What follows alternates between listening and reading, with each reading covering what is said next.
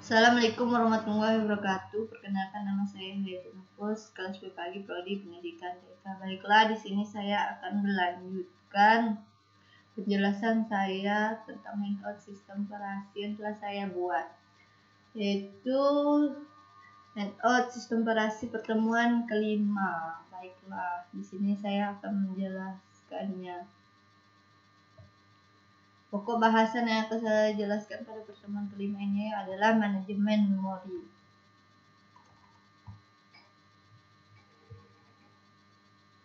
Manajemen memori. Yang pertama ada konsep dasar. Agar proses dapat berjalan dengan efisien, maka data dan program harus tersimpan dalam lokasi yang sama, yaitu memori. Memori utama harus diatur sebaik mungkin agar yang pertama meningkatkan utilitas CPU yang besar-besarnya.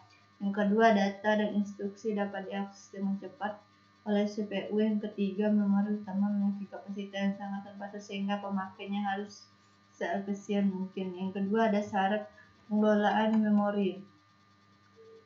Yang pertama ada relokasi. Prosesor dan sistem operasi harus dapat menstralasikan memori referensi atau dalam bentuk kode program ke alamat fisik yang mengalokasikan program dalam memori utama. Yang kedua, proteksi. User tidak boleh mengakses beberapa bagian dari wilayah sistem operasi. Yang ketiga ada sharing. Manajemen memori harus dapat mengontrol sharing area pada bagian utama. Yang keempat ada organisasi logika. Sistem operasi dan hardware diusahakan untuk dapat berhubungan dengan user program dalam satu modul. Yang kelima ada organisasi fisik, harus ada pengaturan yang jelas antara memori utama dengan memori sekunder pada long term scheduling. Hierarki memori. Semakin ke bawah maka yang pertama biaya per bit semakin rendah. Kedua, kapasitas menyimpan semakin besar. Tiga, waktu akses semakin besar. Yang ketiga ada konsep binding. Binding adalah proses penempatan satu item ke dalam lokasi memori tertentu. Konsep binding terbagi menjadi 5, yaitu yang pertama complete time, load time, execution time, dynamic loading, dynamic linking. Yang kelima overlay. Yang keempat ada strategi manajemen memori. Beberapa hal yang perlu dipertimbangkan dalam membandingkan perbedaan strategi manajemen memori. Yang pertama dukungan hardware, yang kedua kinerja, yang ketiga fragmentasi, yang keempat relokasi, yang kelima swapping, yang keenam sharing, yang ketujuh proteksi. 5. Ruang alamat logika dan fisik. Yaitu pertama alamat logika atau logical address adalah alamat yang diturunkan oleh CPU. Yang kedua, pada saat compile time, alamat logika sama dengan alamat fisik pada saat runtime. Terjadi pemetaan virtual ke alamat fisik oleh Memory Management Unit atau MMU yang ada hardware. Yang keenam ada swapping. Suatu proses yang dapat dialihkan. Yang pertama ada suatu proses dapat dialihkan sementara dari memori ke suatu tempat penyimpanan dan dipanggil kembali ke memori jika akan dilanjutkan eksekusi. Yang kedua, salah satu klasifikasi manajemen memori dasar kepada ada atau tidaknya swapping. Manajemen memori tanpa swapping terdiri dari. Yang ketujuh, pencatatan pemakaian memori. Bertujuan agar dapat diketahui lokasi-lokasi mana saja di memori utama yang masih kosong dan sudah terisi. Yang pertama ada peta bitmap, yang kedua ada linked list. Yang kedelapan ada monoprogramming.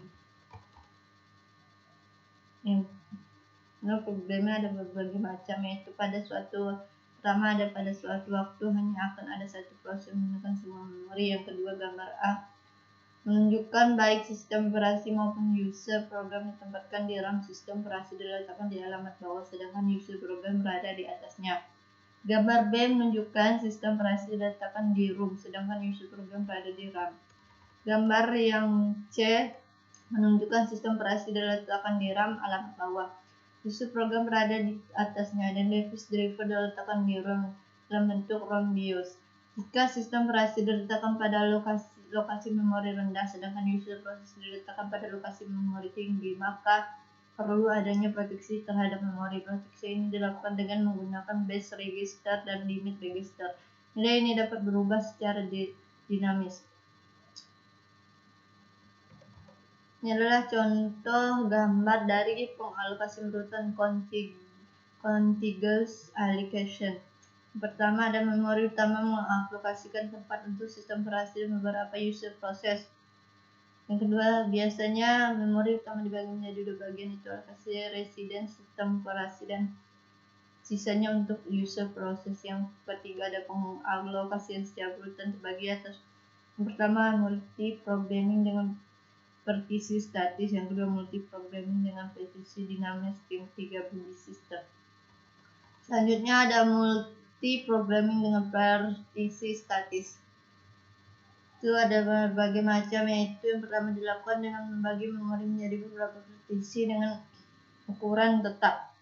Yang kedua, jika ada beberapa proses yang menggunakan memori utama dalam waktu yang bersamaan, maka memori harus dibagi menjadi beberapa partisi dengan ukuran tertentu. Yang ketiga, tiap-tiap partisi digunakan oleh suatu proses. Jika proses telah selesai, maka lokasi partisi tersebut akan digunakan oleh proses yang lain.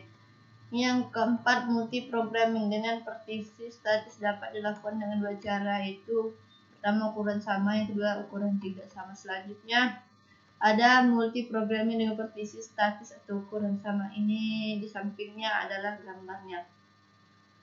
Itu terbagi menjadi beberapa macam, yaitu pertama ada proses yang hendak masuk dapat diletakkan ke sembarang partisi kosong. Yang kedua, proses yang memiliki ukuran lebih besar dari partisi yang disediakan tidak dapat dialokasikan ke partisi yang tersedia sehingga perlu ada overlay. Yang ketiga, proses yang lebih kecil dari ukuran partisi akan menyebabkan sia-sia dan sangat memboros memori. Selanjutnya ada multi programming dengan partisi statis atau ukuran tidak sama. Ini di samping adalah contohnya. Tiap-tiap partisi memiliki ukuran tidak sama, banyak antrian atau satu antrian untuk setiap partisi. Proses ditempatkan pada partisi dengan ukuran terkecil yang memuatnya. Kelemahan model ini adalah akan ada partisi yang tertentu yang panjang antriannya, di lain pihak ada partisi yang kosong dan satu antrian untuk sebuah partisi. Kelemahannya adalah jika proses kecil diletakkan pada partisi besar, maka akan terjadi pemborosan.